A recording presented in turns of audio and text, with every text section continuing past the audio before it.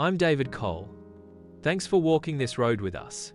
We're not here to impress the world, we're here to raise the next one, even when we're hurting, even when we're exhausted, even when we feel invisible. You see, I'm what some call a solo dad, but the truth is I'm still married. My wife is alive. She's here but not in the way she used to be. 3 years ago, she was diagnosed with multiple sclerosis, a chronic, slow-moving illness that doesn't take life overnight but takes it little by little. Her balance faded, her strength weakened. Now she spends most of her days in bed, unable to walk or move without pain. And I became the everything.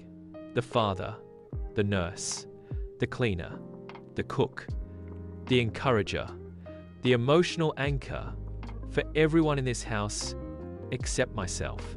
I didn't ask to be this man, but I had to become him. I raised 2 children, a daughter and a son, while also caring for the woman who gave them life. The same woman who once danced in my kitchen now can barely lift a spoon. And yes, sometimes her mother, the kids' grandma, comes on the weekends, but it's not every weekend, and it's never enough. So if you're listening, and you're a man carrying 5 people's weight on your own shoulders, I see you. This is for you. Most people look at a solo dad and think divorce. They assume we were left. But some of us weren't abandoned by choice. We were left behind by illness, by circumstance, by life's cruelty. No one prepares you to still love someone while watching them fade, to change the adult diapers, to spoon feed your partner, to tuck in your wife and your children on the same night. It's an invisible kind of grief, and yet we carry it all. Let's talk about survival. How do you keep going when you're already drained? Start by trimming the guilt, not just the budget. Cutting costs doesn't mean you've failed. It means you're adapting. Cancel unused subscriptions. Switch to meal planning. Use cashback and budgeting apps like Rakuten, Honey, or YNAB. You can start small side hustles right from your living room. 30 minutes a night can start to build something. Affiliate marketing, transcribing audio, selling digital guides, offering your skill on Fiverr or Upwork. It adds up, and it matters. Check the description for helpful tools. I personally recommend. I've listed the ones I trust. And if you're caring for a chronically ill spouse, don't skip this. Many governments and nonprofits offer grants or monthly stipends to help. You might not know they exist, but they do. You're not weak for needing help, you're wise for seeking it. As Anthony ONeal often says, you don't need to be rich to start, you just need to start with what you've got. Let's talk about your mind and your emotional survival. Set boundaries. With love. Let your kids know, Dad needs 20 minutes of quiet after dinner. Not to escape them, but to protect them from a version of you that's burning out. Talk to someone.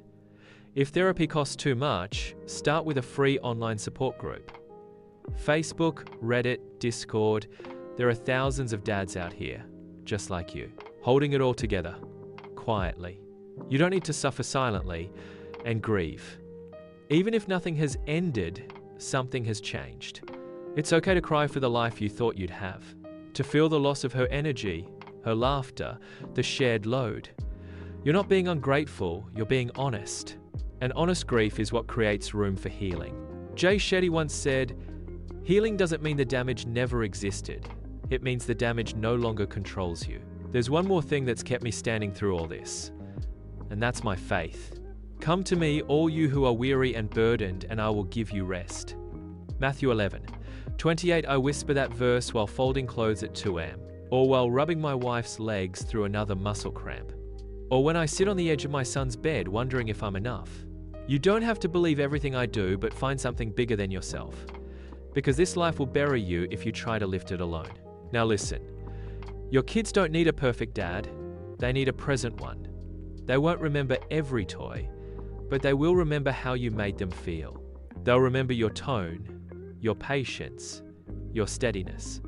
Teach them that love doesn't run when things get hard. Show them how a man can serve with strength. When they watch you care for their mum, they're witnessing a silent lesson on what love actually looks like. And right now, if you're still listening, I just want to say thank you. Thank you for showing up. Thank you for folding laundry, packing school bags, wiping her tears and their noses. Thank you for not disappearing. Thank you for choosing your family every single day. You might feel invisible, but your love echoes through everything they do, and it will carry them for the rest of their lives. Let me leave you with a quote that sits on my wall at home. You may not control the storm, but you can be the calm within it. Not because I feel calm every day, but because I'm learning to be. There are voices out there that guide me. Nick Vujicic, Jay Shetty. Dad, how do I... Even younger men like Justin Baldoni. They remind me that vulnerability isn't weakness. It's what makes us human, and fathers like you prove it every day. You're not less of a man for breaking down. You're more of one for getting back up. Check the description for tools that can help you today. There are free dad groups, financial support links, budgeting help, and side hustle guides, all curated for men like us. I'm David Cole. Thank you for walking this road with me. You're not weak. You're not forgotten. You are the rock your family stands on, even if the world never sees the cracks. Thank you for watching. If this spoke to your heart, please hit subscribe and don't forget to explore the helpful links below. Because we're not just surviving, we're rebuilding, one strong father at a time.